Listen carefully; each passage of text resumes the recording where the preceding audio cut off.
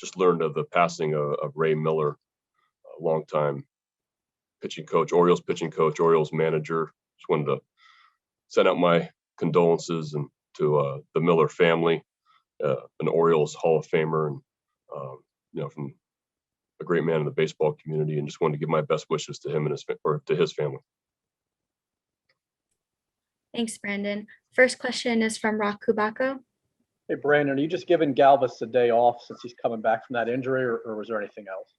Yeah, day off before an off day. So he gets a couple days to rest up a little bit. Next up is Rich Dubroff.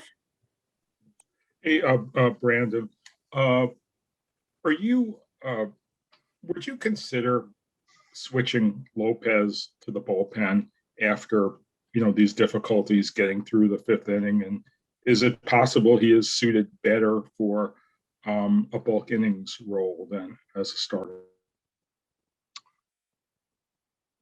I watched the game, or replay of the game this morning, and really good through 4 innings. It's 96, 97 sink. He's got the hook. He's throwing a changeup. Made one mistake to Seager.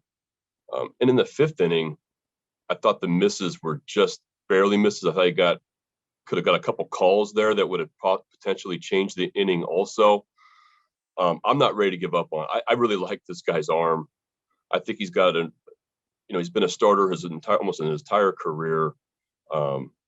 I'd like to just push him a little bit. I'd like to make it easy on him one time and give him a lead and let him kind of go.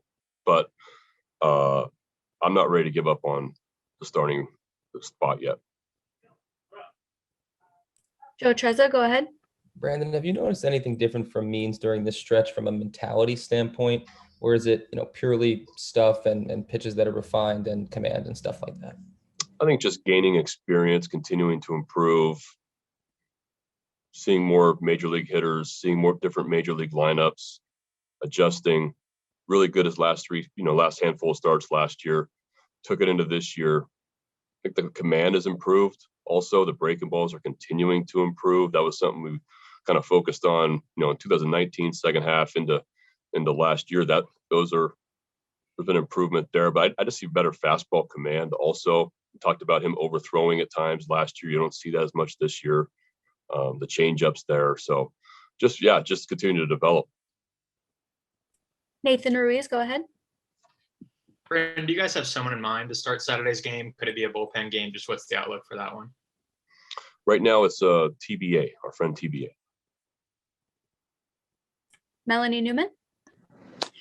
Brandon, we've talked about the change of hitting directions over the last 2 years, and you said last night you want to see more stuff up the middle and hitting opposite.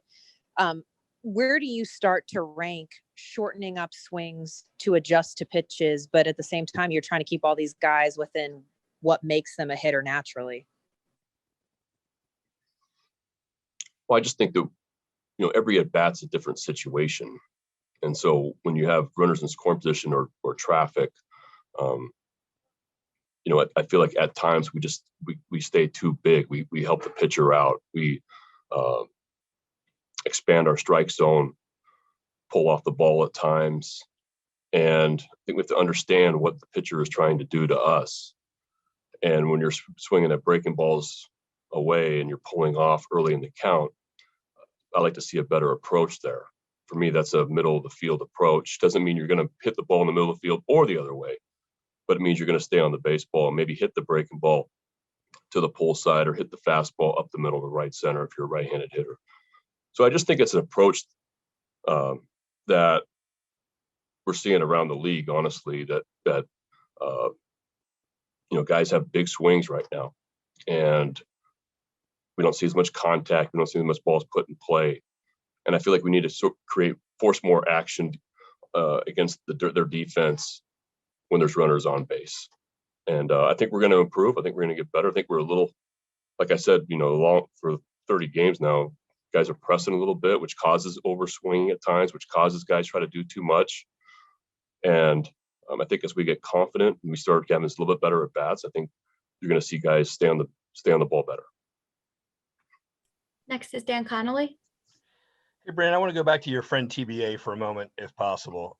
If TBA can't make the start on Saturday, do you give consideration at all underneath to AAA as far as not getting these guys out of a rhythm? I mean, they've just started the season, and then you might have to bring a guy up. How much does that factor into your decision? I'm really hoping TBA can make that start. If TBA can't make that start, then we'll have to figure out like a bullpen type of situation. All right, last question from Steve Molesky. Brandon, I think the Orioles rank middle of the pack bullpen innings in the American League right now. How closely are you monitoring that? Is it important that it stay in that range for you? Yeah. I am monitoring it, and the answer is yes. I'm monitoring it closely. I've tried to give certain guys days off almost daily. Yesterday was the first day in a long time that we really had everybody available. And today we have a few guys down.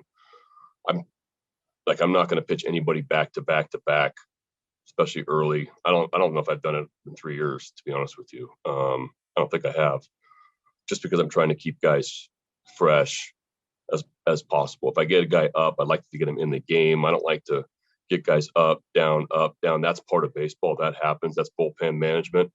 But I was talking to Fry about it yesterday. For me, like almost every single time I've gotten them up, I've gotten them in, which is helpful long term. So you try to do the best you can with that. Love to see our starters go a little bit deeper. That would be helpful. But we're doing a really nice job out of the bullpen. I'm really excited about our guys. I think our guys have gotten a lot better. But I do